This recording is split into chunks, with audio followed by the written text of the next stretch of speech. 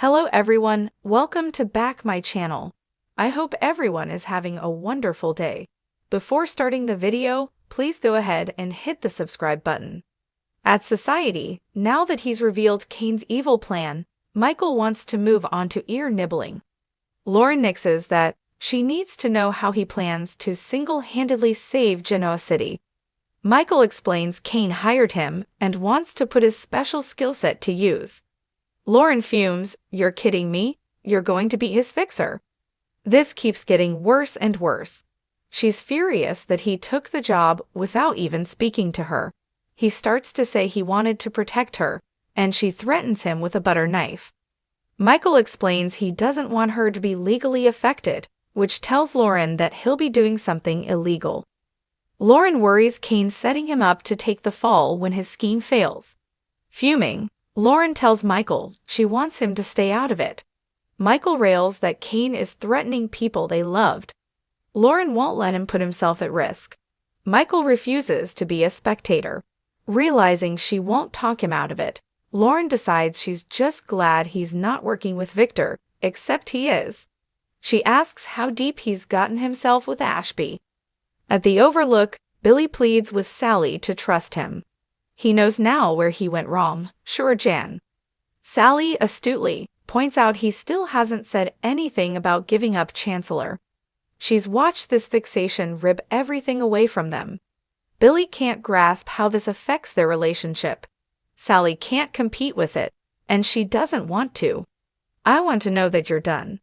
Sally rants about being collateral damage and exclaims, "You gambled me and my future."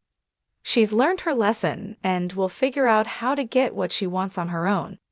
Billy apologizes and admits he wanted it all. Sally doesn't know how to move forward if nothing changes. Billy claims that he and Jack are united against Kane.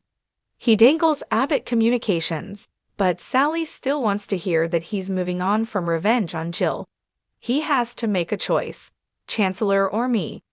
At the Abbott house, Jack and Diane are still lecturing Kyle after his outburst at the jazz lounge with Audra.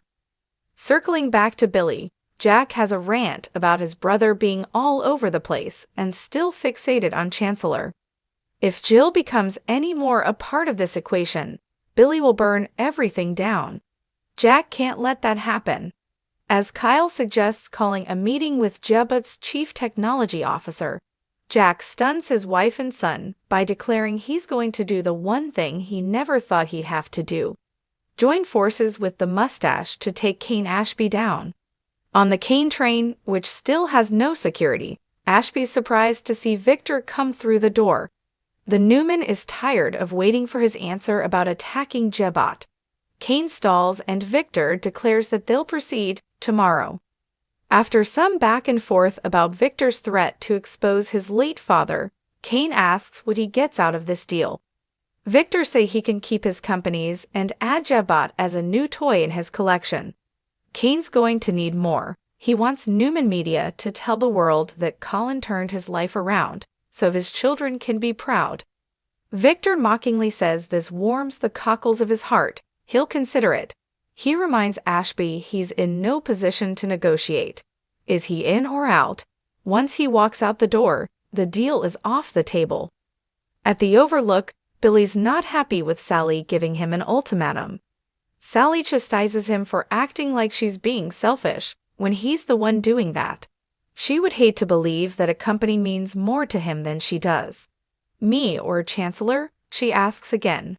When Billy hesitates, Sally tearfully informs him that's all she needs to know. Billy starts a new protest and apology spiel. Sally warns that his choices have consequences. Billy wants her in his future whatever it takes. "I choose you, Sally, if you will have me." Caving, Sally tells him she loves him. In a line that should have her running for the hills, Billy replies, "I promise. We will get everything we want." At Society, Lauren complains that Michael has traded one risky job for another. Michael knows he can control the outcome of this situation. Lauren wants to know that there are no more secrets, and then she'll be on board. For now, Michael merely kisses her hand. At the Abbott house, Diane and Kyle are appalled by Jack's suggestion that they team up with Victor. It's not a viable option. Diane asks if the threat of Cain is really worth waving a white flag in front of the Black Knight, who hates him. Diane and Kyle try at length to talk Jack out of it, but he won't budge. Trust me, I know what I'm doing. Michael arrives at the Cain train, where he and Victor put on a show as the mustache accuses his old friend of betraying him by hooking up with Ashby. Victor wants an answer from Cain, who tells him no. Victor walks out.